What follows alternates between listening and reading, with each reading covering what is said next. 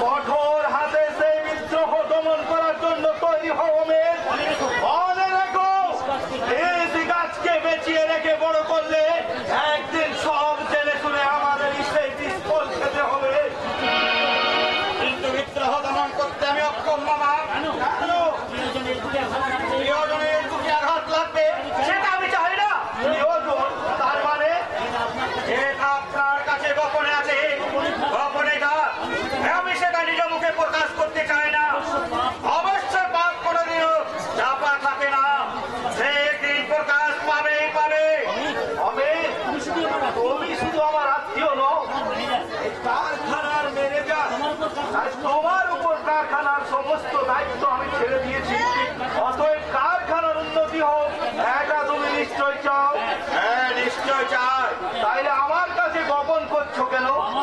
মামা, আপনি তাপসের গতিবিধির উপর একটু লক্ষ্য রাখুন। কেন? তাপস আবার কি করে?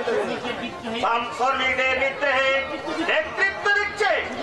শুধু তাই নয়, তাপস ওদের ইউনিয়নের লিডার। কি বললে? Tapas union leader? হে মামা হে, তাপস শ্রমিকের বস্তিতে গিয়ে ওই ছোট লোকদের সঙ্গে মেলামেশা করে। শুধু তাই নয়, ওদের সাথে একসঙ্গে খেতেও ঘৃণা বোধ করে না। তাপস এত নিচে নেমে গেছে,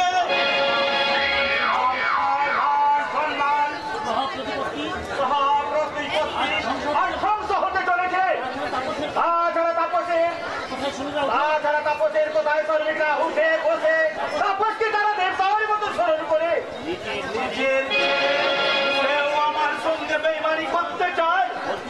বলতে পারো এখন আমি কি করবো? তাপসকে আপনি কলকাতায় পাঠিয়ে দিন মামা, সেখানেও পড়াশোনা করবে। এখানে থাকলে শ্রমিকদের বিদ্রোহে তারা পিছিয়েছে তা মাথা চালা দিয়ে উঠবে। হয়তো এমন একদিন আসবে যেদিন রচিন গায়ের আয়রনের নিশ্চিত ব্যক্তি কোনো অস্তিত্বই থাকবে না।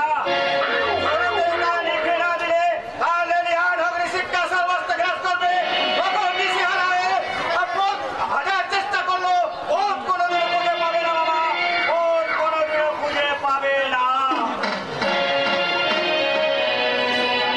তাই তো অমিত কি বলে গেল? তাপস এখন আমার আমার উৎপাদ্য হয়ে উঠেছে। ভেবেছে আমি দুর্বল, কিন্তু না, ভবিষ্যতে আমি কঠিন ও ভয়ঙ্কর হতে পারি। এখন থেকে তাপসের উদ্যোগপনার উপর প্রতিরোধ করতে না পারলে ভবিষ্যতে হয়তো আমায় বসতে হবে।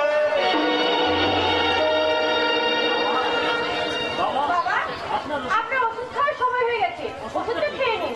তুমি কেন? কোথায়? দেখা তো বাজারে গেছে। তুমি কি ভেবেছো?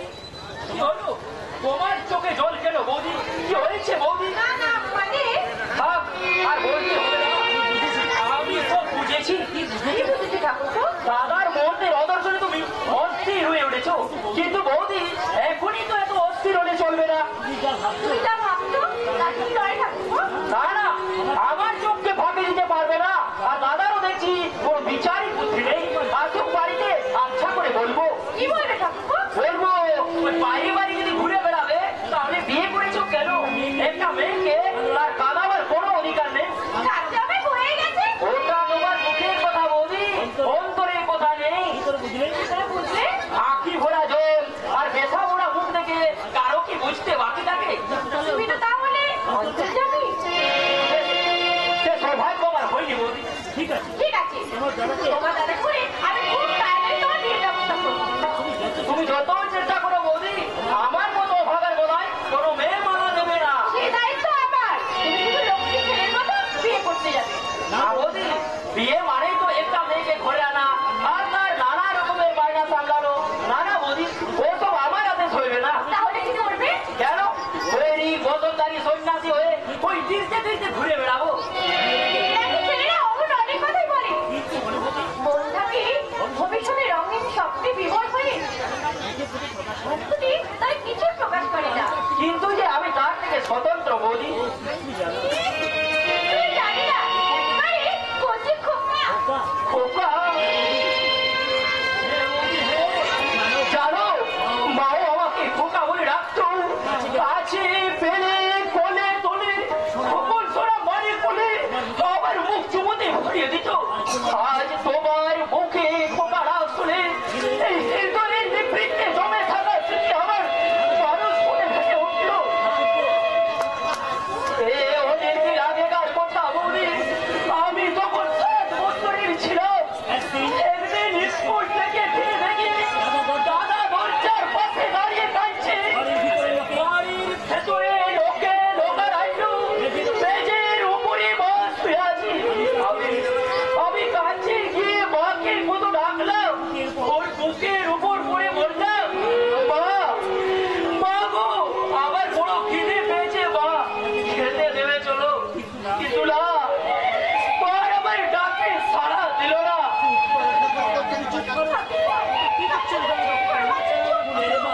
ফুলের মালা দিয়ে সাজিয়ে নতুন লাল মেরে শাড়ি পরিয়ে ওই প্রতিবেশীরা মাকে নিয়ে শ্মশানে গেল।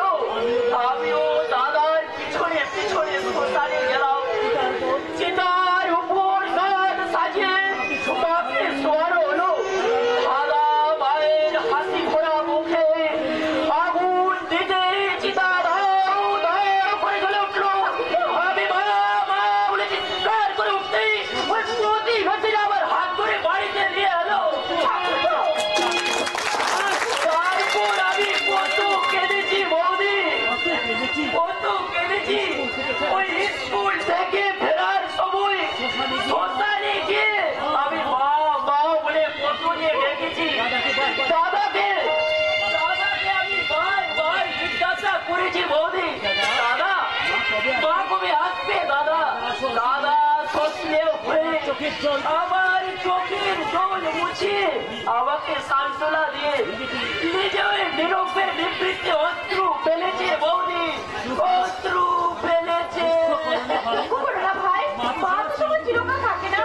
আর হতে আমি তাই বুঝেছি বৌদি, আর তার সঙ্গে এটাও জেনেছি যার মানে তার মতো অবাগার বোধই এই পৃথিবীতে আর কেউ নেই বৌদি। এই পৃথিবীতে তুমি বাড়িতে আসার পর আমার মায়ের স্থান অনেকটা পূর্ণ হয়েছে বৌদি। তোমার মধ্যে আমি আমার হারানো মাকে ফিরে পেয়েছি। আমার এই স্নেহ ভালোবাসার থেকে এই অধমকে যেন কোনোদিনও বঞ্চিত করো না বৌদি, বঞ্চিত করো না।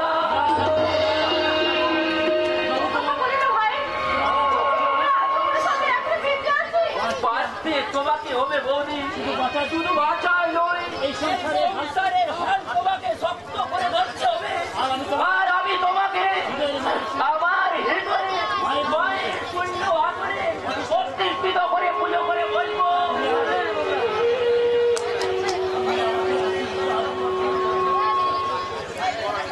জননী জন্ম ভূমিষ্ঠ স্বর্গাদপি গরীয়সী।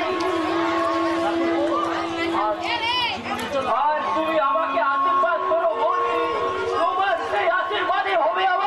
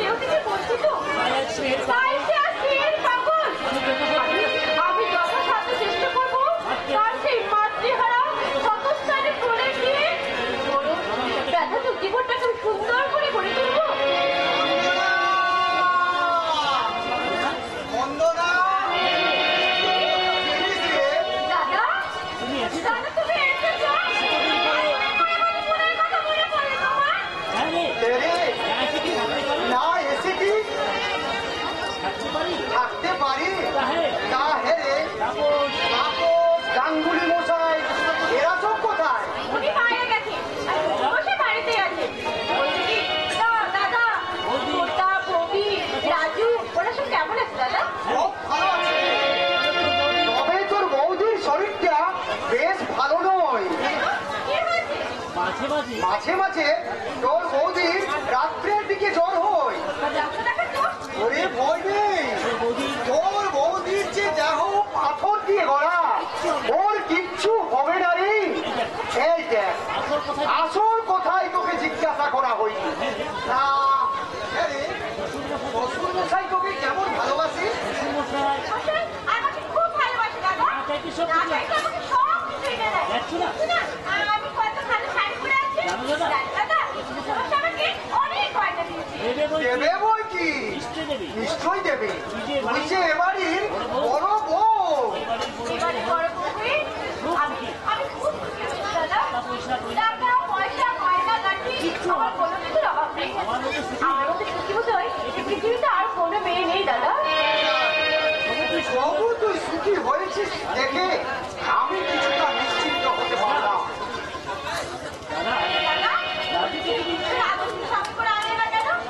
জানিস কত ভাগা আসবার জন্য খুব কাঁদছিল। কাল রাত্রে তোর বৌদির মুখে শুনেছে যে আমি এখানে আসবো, পিসিমণির বাড়ি যাব বলে সেই যে কাঁদতে শুরু করেছে রে, আমি কোন রকমে লুকিয়ে তোর এখানে চলে এসেছি। তোর বৌদি তো তোকে আনতে দিল না রে। আমাকে বললে একটা বিভীষিকার মধ্যে মেয়েটা শ্বশুর বাড়ি গেছে, আগে তুমি গিয়ে দেখে এসো সে কেমন আছে। বলো দাদা, আমি খুব সুখে আছি। জানিস বন্দনা, জানিস ওই ঘোষ বাবুর ছেলে বিনয় দেশে ফিরে তোর ছোটটাকে সঙ্গে করে নিয়ে ওই বারোয়ারি তোড়ায় এবছর খুব জাঁকজমক করে দুর্গাপূজা করছে। পুজোর প্রদীপ ওখানে থাকার জন্য তোর বৌদি আমাকে নিতে পাঠিয়েছে। এই নে, নিজের কথায় আমি মত্ত। এই নে ভাত ধর, কিছুই তো দিতে পারিনি, তাই তোর আর তপসের জন্য ওই তিরুটি থেকে দুখানা আমি কাপড় নিয়ে এসেছি। তুই দেখ দেখি কেমন মানিয়েছে। খুব ভালো হচ্ছে, কিন্তু তুমি আমার এত সাহায্য গেলে কেন? ওরে পাড়ার আর 5টা ভাইদের মতো আমারও তো একমাত্র বোনকে কিছু দিতে ইচ্ছে যায় রে। কিন্তু তোর আমি এমনই অপরবদ্ধ দাদাজি, আমি তোকে কিছুই দিতে পারিনি।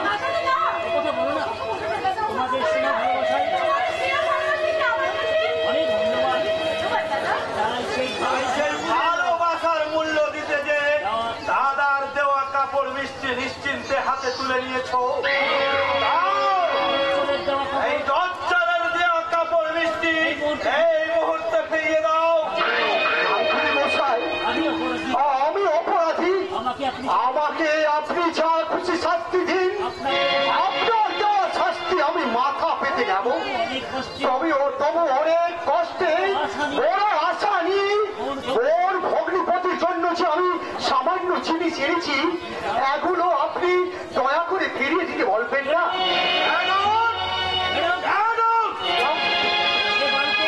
বাড়িতে আসতে একটু লজ্জা বোধ হলো না?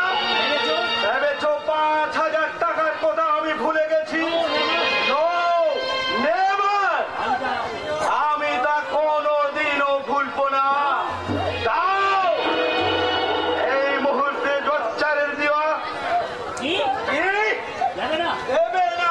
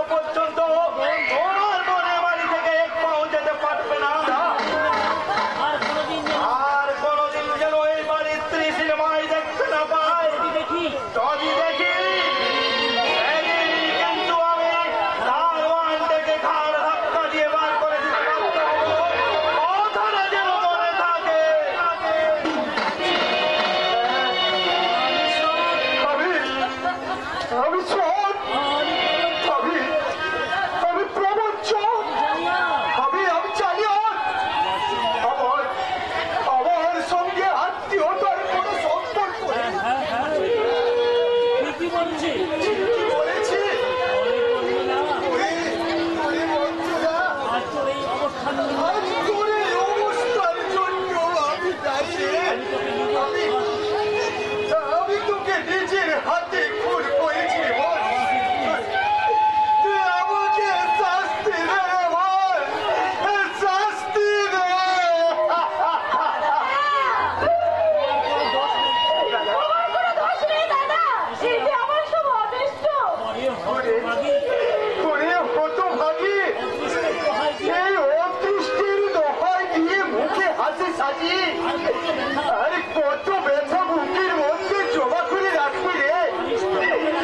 পারিস তো ব্যথা লাঘব করে দীর্ঘ শ্বাস ফেলে তোরে অপর বলল অপদার্থ দাদাকে অভিশাপ দে রে বল, অভিশাপ দে।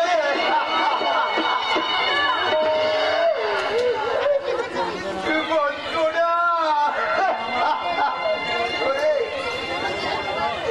ওরে বোন আমার বড় হয়ে আমি দাদার ন্যূনতম কর্তব্যটুকু আমি করতে পারলাম না রে।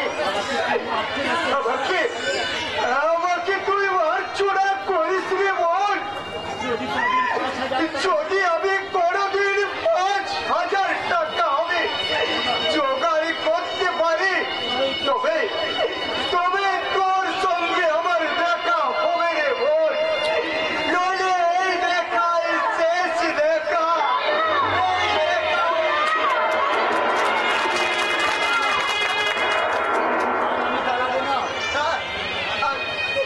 আর আমি দাঁড়াবো না। আমার মতো দপ্তরের সঙ্গে এই আমার মতো জচ্চুরির সঙ্গে কথা বললে অনেক কটু কথা শুনতে হবে। তোকে তোকে যে অনেক কটু কথা শুনতে হবে রে বোন। আর যখন আমি দিতে পারি না আমি যখন নিজের ভার আমি নিতে পারি রে তখন তোকে নতুন করে আর তখন তোকে আর এই দুঃখের মাঝে আমি ঠেলে দেবো না রে। তোকে দেখার জন্য আমার তোকে দেখার জন্য হৃদয় আমার যদি আকার করে নালে তোমার দিয়ে হৃদয়ের আমি সকল দুর্বলতাকে চেপে ধরে রাখবো রে বোন।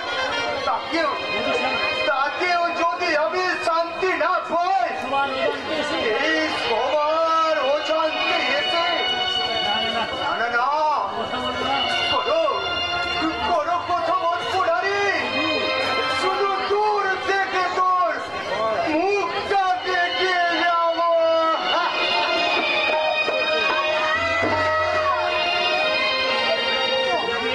স্বাচ্ছন্দ্য দিতে খুব স্বাচ্ছন্দ্যে ভীষণ যাচ্ছি। দাদা দিদি আমাকে দাদা বৌদি আমাকে সুখী করতে চেয়েছিল। রোগী যখন শুনবে বৌদি যখন শুনবে তার দেহের বন্ধনার এই অবস্থায় কথা বেচারি আমার দুঃখে সেখানে আমার দুঃখে কেঁদে কেঁদে মরেই যাবে। এই ছোট্টা রাজুকে দেখতে খুব ইচ্ছে যাচ্ছে। কিন্তু না আমার ইচ্ছা আমার মনের মধ্যে ইচ্ছা কথা বাইরে যেন কথা বাইরে যেন প্রকাশ না হয়।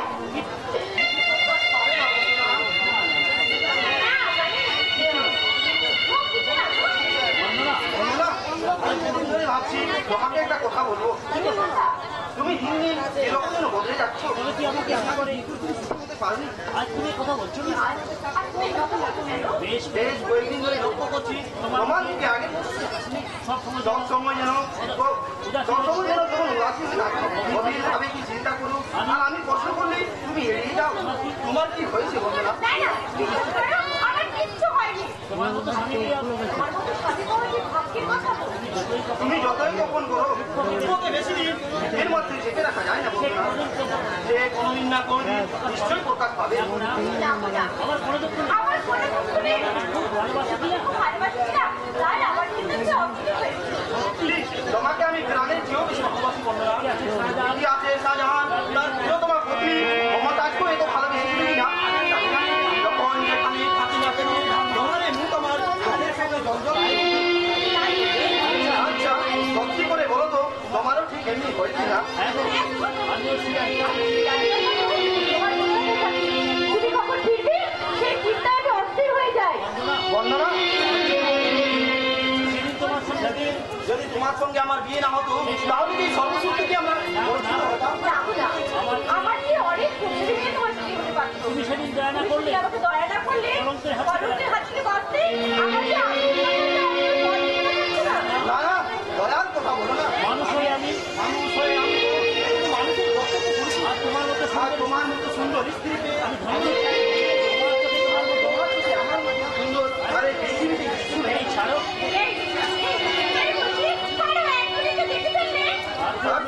আপনি আমি আমার স্ত্রীকে নিয়ে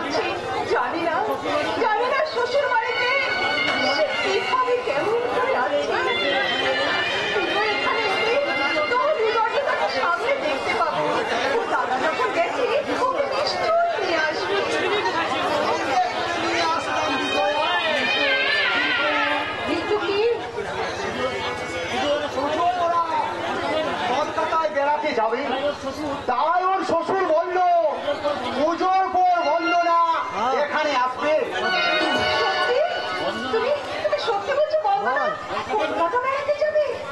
তবে কি আমি তোমাকে মিথ্যে করে বাড়িয়ে বলছি? না গো না, সে এখন সন্দীপ চ্যাটার্জির পণ্য, সে এখন দক্ষিণ গায়ের ধনী পরিবারের বউ।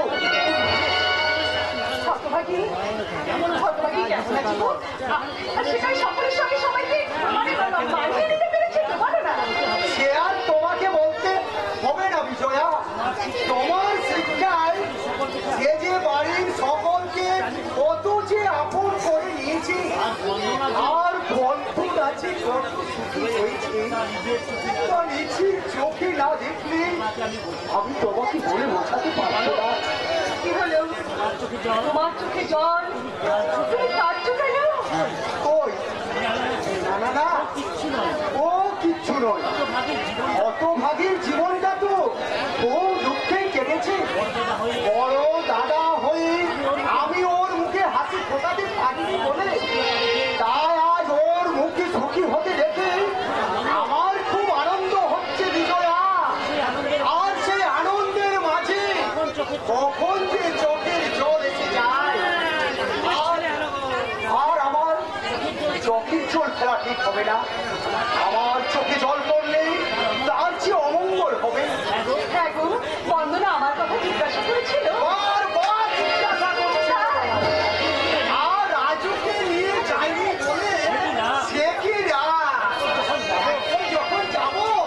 রাজুকে সঙ্গে নিয়ে যাবো বলেছি।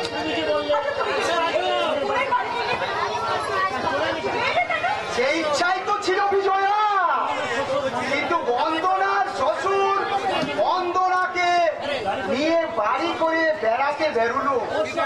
অবশ্য আমাকেও যাওয়ার জন্য বলেছিল, কিন্তু এই পোশাকে আমাকে ওদের সামনে যে অনেক খারাপ দেখাবে, তাই বাড়িতে আমি অনেক কাজের অজুহাত দেখিয়ে আমি চলে এলাম। মেনে নিয়েছে, খুব ভালোবাসে। ভালোবাসে মানে আজকের দিনে ওরকম মানুষই পাওয়া যায় না বিজয়া। হ্যাঁ, সে আমার সঙ্গে কত গল্প করলো, হ্যাঁ, আর একটা টেবিলে বসিয়ে কত রকমের যে আমাকে মিষ্টি খাইয়েছে, তার নাম আমি তোমাকে বলে বোঝাতে পারবো না। এসব মিষ্টি আমি কোনোদিনও চোখেই দেখি না। এখনো পর্যন্ত একটা কেমন আমার ধরে গেছে। আর দুদিন থাকলে দেখতে আমি কিরকম মোটা হয়ে আসতাম। যাই হোক, তোমাকে তাহলে আমাদের সুখী হয়েছে। ওর সুখের জন্য আমি ঠাকুরের কাছে কতদিন না প্রার্থনা করেছি। জানো, তোমাকে কি দেখতে না আমার ভীষণ ইচ্ছে করছে গো। আর তো পুজোর মাত্র দুদিন বাকি। পুজোর পরে আমি বন্দরাকে এখানে নিয়ে আসবো। এবার কিন্তু আমাকে পিসিমণির বাড়ি নিয়ে যেতে হবে বাপি। আরে হে হে, তোকেও তোর পিসিমণির বাড়ি নিয়ে যাবো। পিসিমণিকে তুমি নিয়ে আলে না বাপি। পুজোয় তোমার পিসিমণি কলকাতা বেড়াতে গেছে। পুজোর পর তোমার পিসিমণি এখানে আসবে। কলকাতা এত মস্ত বড় শহর, বাবা আমিও কলকাতা যাব। ঠিক আছে, তোমার পিসিমণি এখানে আসুক, তারপর তুমি তোমার পিসিমণির সঙ্গে গিয়ে কলকাতা বেড়াতে যাবে, কেমন?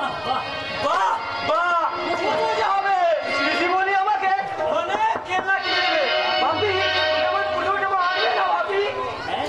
হ্যাঁ হ্যাঁ হ্যাঁ, পুজোয় তো জামা এনে যাবো রে বাবা। রঞ্জুকে ওর বাপি কি সুন্দর জামা এনে দিয়েছে। দাঁড়াও তোমাকে নিয়েছি দেখাচ্ছি। রঞ্জুর মতন জামা কিন্তু আমারও চাই। ছেলেটাকে একটা সামান্য আমি জামা কিনে যাওয়ার মতো সামর্থ্য আমার নেই। পুজোয় আর 5টা ছেলের নতুন জামা দেখে আমার কাছে যখন কাঁদবি, তখন আমি কি বলে তাকে সান্ত্বনা দেবো? তুমি কিছু মনে করো না।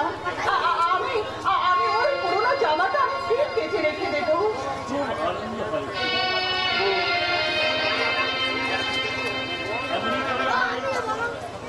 আচ্ছা বলো না, বন্দনার কাপড় দেখে কি বললো? খুব আনন্দ হয়েছে বিজয়া। এমনকি আমাদের দেওয়া কাপড় পরে সে ঠাকুর দেখতে যাব বলেছে। আর আমাদের রাজু ছেলে জামা পরে ঠাকুর তলায় ঘুরে বেড়াবে। মানে ওর ভগ্নিপতির জন্য তুমি কাপড় আনতে পারলে, অন্তত ছেলেটা সামান্য জামা আনতে পারলে না? তুই তো আর্থিক অবস্থা সবই জানিস রে প্রদীপ। তাছাড়া এই বন্দনার নতুন বিয়ে হয়েছে, এই পুজোর সময় কাপড় না দিলে এই লোক সমাজে যে আমাদের হায়ও হতে হবে। যে সমাজে আত্মর খেতে না পেয়ে শুকিয়ে কুকিয়ে মরে গেলেও তার মুখে এক ফুটো হট্ট তুলে দেয় না। যে সমাজের ছল ছুতো খুলে বেড়ায়, এটা সহজ সরল মানুষের জীবনের বিকাশের পরিবেশ করে দিতে পারি না। সে সমাজ কিসের সমাজ? তোর অভিযোগ মিথ্যে নয় রে ভাই, কিন্তু পারতে তুমি ধনিক তুমি আত্মীয়তা করতে পারতে না দাদা, কোনোদিনও পারতে না। ওদের তোমাকে অপমানিত হতে হবে। অনেক আশা নিয়ে বহু কষ্টে যে কাপড় বৃষ্টি তুমি নিয়ে গিয়েছিলে, আজটা শুধু অপমান করে ফিরিয়ে দিয়েছি। এরপর হয়তো কোনোদিন তোমাকে তোর অপমান শুনে ধাক্কা দিয়ে দাঁড়িয়ে যাবে। প্রদীপ, তোমার স্নেহ ভালোবাসার ব্যাপারে ভুল করে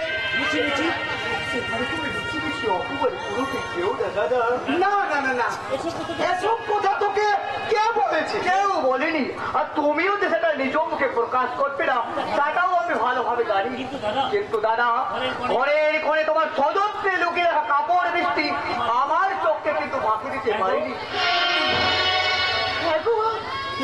তুমি যে আমাকে এতক্ষণ এত কথা বললে, সেসব মিথ্যে, সব কিছু মিথ্যা। চুপ করে আছো কেন? বলো, কি হলো বলো না। তোমাকে আমি এতক্ষণ মিথ্যা কথা বলেছি, তোমার সঙ্গে আমি এতক্ষণ অভিনয় করেছি। আইরে অভিনেতা, অভিনয় করতে গিয়ে আজ আমি হেরে গেলাম, আজ আমি হেরে গেলাম।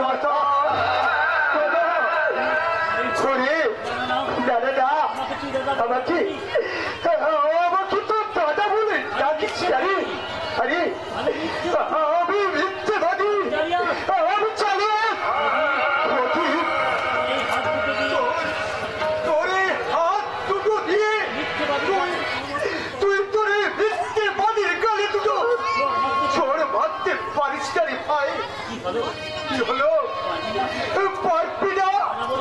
দাদা বলে তুই আমাকে ক্ষমা করছিস? না, ক্ষমা করিস না রে, ক্ষমা করিস না। দাদা তুমি শান্ত হো, দাদা ধৈর্য ধরো, অধৈর্য হয়ে জীবনটাকে এইভাবে যেতে দিল না দাদা।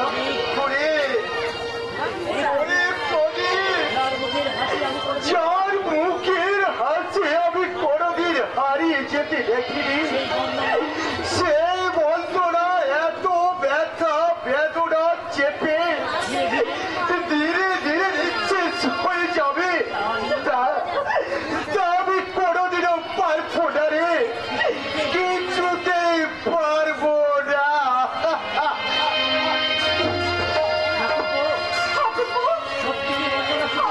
আমাদের বন্ধনের সত্যি কি সুখী হতে পারেনি?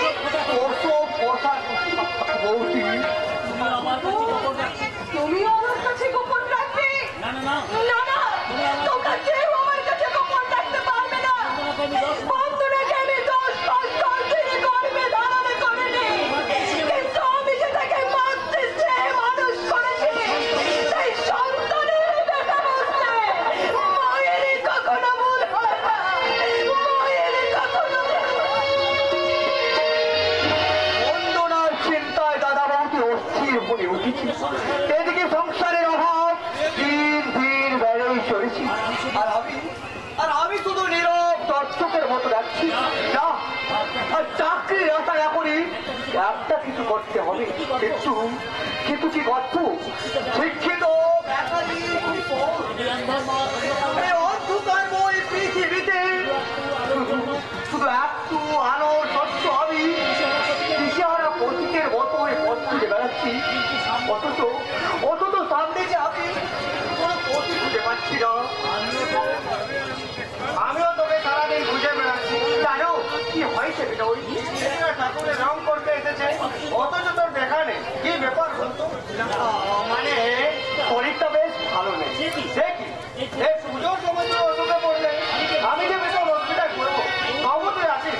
অনেক পরিত্রাণ না, ভালো কথা নয়। তোর তাড়াতাড়ি ডাক্তারখানায় যা। আরে না, তেমন কিছু হয়নি, হেরে যাবে। ও তাহলে বুঝেছি, বুঝেছি।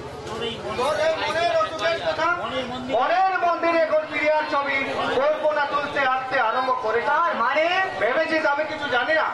আমি সব জানি বন্ধু, আর তার সঙ্গে এটাও জানি যে প্রাণ না থাকলে দেহের যেমন কোনো মূল্য নেই, তেমনি শিখা না থাকলে প্রদীপের কোনো মূল্য নেই। ও সব বাজে করা থাকতো বিনোদ।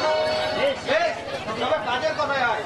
চল, কাল সকালে পুজোর বাজার করতে যাব, আর সারের বাড়িতে চাঁদা আনতেও যাবো। যাই হোক, সমুদর উৎসাহে এই পলাশপুর গ্রামের মানুষের মুখে শান্তির হাসি ফুটে উঠছে। আমার একার কথা বলিসনি, তার সঙ্গে তোরও কিছু আছে। জানিস প্রদীপ, এই পলাশপুর গ্রামের মানুষদের হাসি আমি চিরদিন দেখে যেতে চাই। শয়নে স্বপনে নিদ্রায় জাগরণে এ আমার স্বপ্ন। জানি না আমার স্বপ্ন কোনোদিন বাস্তবে পরিণত হবে কিনা। নিশ্চয় হবে বন্ধু, নিশ্চয় হবে। আমি স্পষ্ট দেখতে পাচ্ছি ওই পূর্ব আকাশে উদিত হয়েছে নতুন সূর্য, আর সেই সূর্যের আলোক ছাড়াই এই পলাশপুর গ্রামের মানুষের মুখে হাসি ফুটতে আর বেশি দেরি নেই। ওরে তার স্তরে চিৎকার করে বলবো,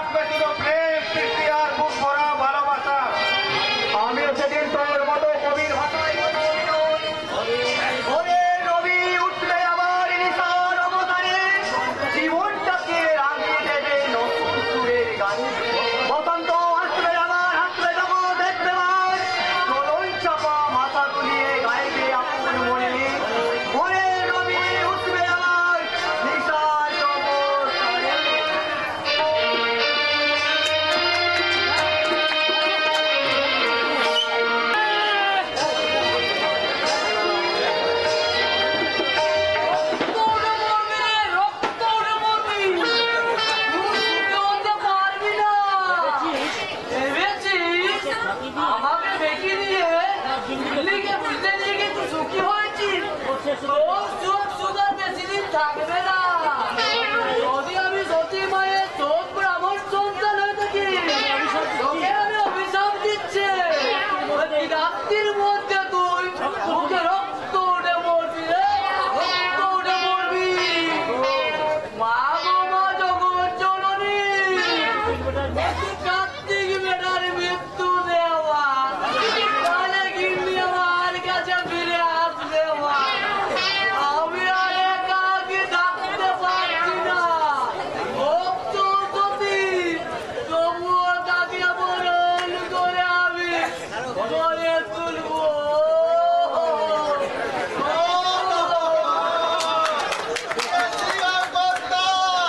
আমি গেছি, কি হয়েছে রে? আমি একেবারে শেষ হয়ে গেছি। কি হয়েছে তাই বল। যাওয়া তাই হয়েছে। ঘুমে গেছে, সিধে সিধে আসল কথাটা তো ভুলে বল। দাঁড়াও কর্তা, আগে একটু দম নি। যাবে দাঁড়ানোর হতো ভাগা। ওটা পাচ্ছি না কর্তা, তোমার এই কোমরে মেরেছে। মেরেছে? হ্যাঁ গো, শুধু কিঞ্চর নয়, ইয়া বড় বড় লাঠির গাছ। কে মারবে? ওই পুলিপাড়া ছেলেরা। আমি তো কোনো রকমের পাত্রিক প্রাণটা দিয়ে পালিয়ে এসেছি, তোমাকে পালে তারা শেষ করে ফেলবে। কেন রে, কেন কেন কেন? আর বলো না, বোঝা পুলির মেয়ের জন্য যে কাপড়টা আমাকে দিয়ে পাঠিয়েছিলে, সেই কাপড় দিয়ে আমি তোমার নাম করেছি।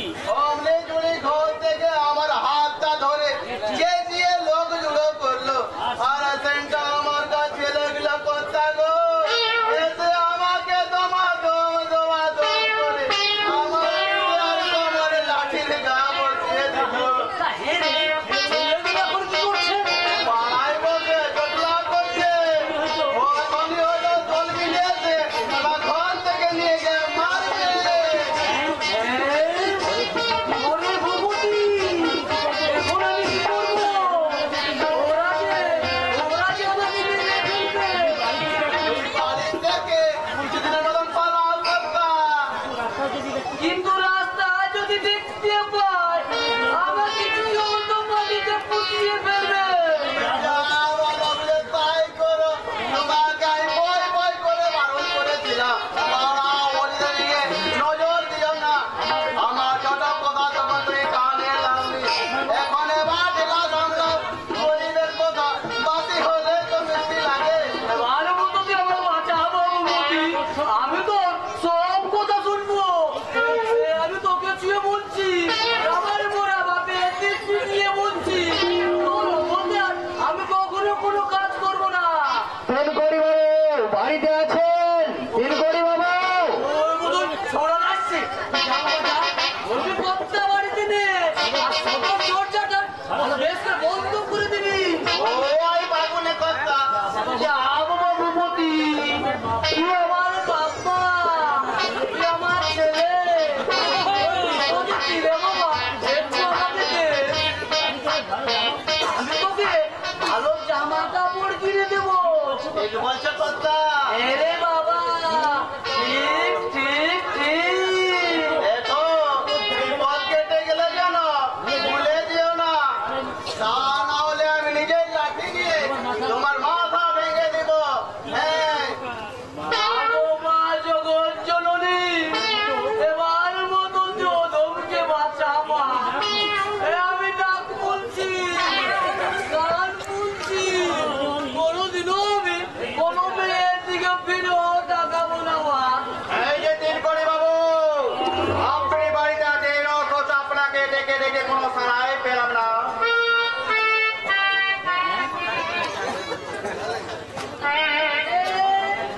আর আপনি কি ব্যাপার বলুন তো? কি ব্যাপার বলুন তো?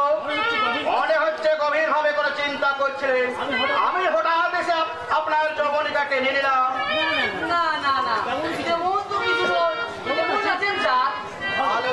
শ্রমিকদের নিয়ে শ্রমিকদের দিয়ে একটা ঝামেলার মধ্যে পড়ে আপনার কাছে আসতে দেরি হয়ে গেল। দেরি হয়ে গেল। আমি ভাবলাম আমি ভাবলাম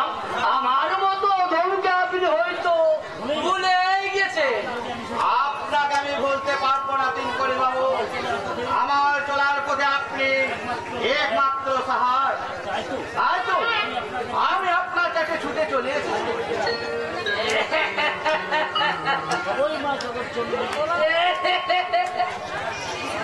সবেই মা জগৎ চৌধুরী দিচ্ছে। বিশ্বাস করে আপনাকে আমি বিশ্বাস করে সমস্ত কথা বলতে পারি। একবার বিশ্বাস করে দেখুন না স্যার। আশা করি আমার কথা মতো আপনি কাজ করবেন। নিশ্চয় করবো। এই মানে করলে বেমানি করলে আপনাকে আমি রাজ্যে রাখবো না। কি যে বলেন স্যার, ব্রাহ্মণ আমি ব্রাহ্মণ সন্তান। ও ত্রিসন্ধ্যা গায়ত্রী জপলা করলে জল স্পর্শ করি না। আমি কি কখনো আপনার সঙ্গে বেমানি করতে পারি স্যার? আমি সেই বিশ্বাসে আমি আপনার সঙ্গে আপনার কাজের দায়িত্ব দিচ্ছি। বল সন্দীপের বোন অর্থাৎ বন্দনার শ্বশুর বাড়ি আপনাকে যেতে হবে। তবে এই দেশে নয়, কিভাবে স্যার? বয়সের ভার বয়সের ভার যতটুকু সম্ভব কম করে যুবক ভেসে আমাকে আপনাকে অভিনয় করতে হবে।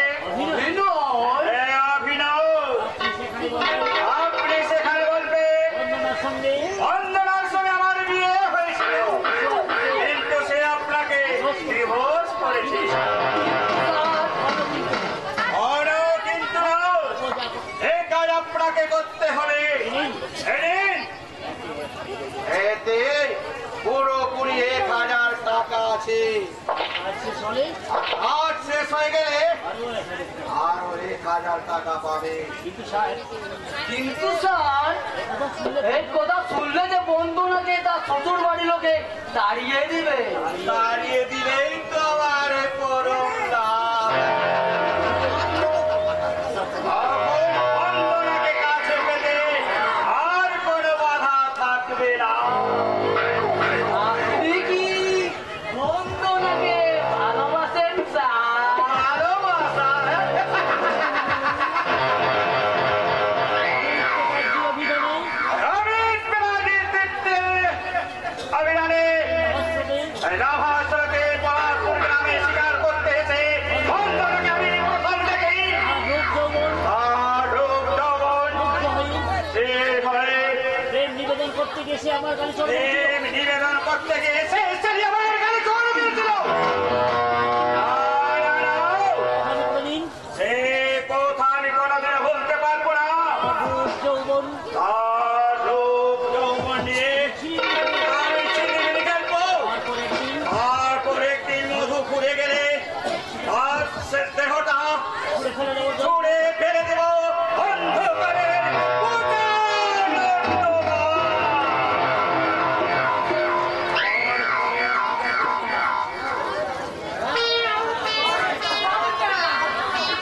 নমস্কার, একটি বিশেষ সূচনা। এই মাত্র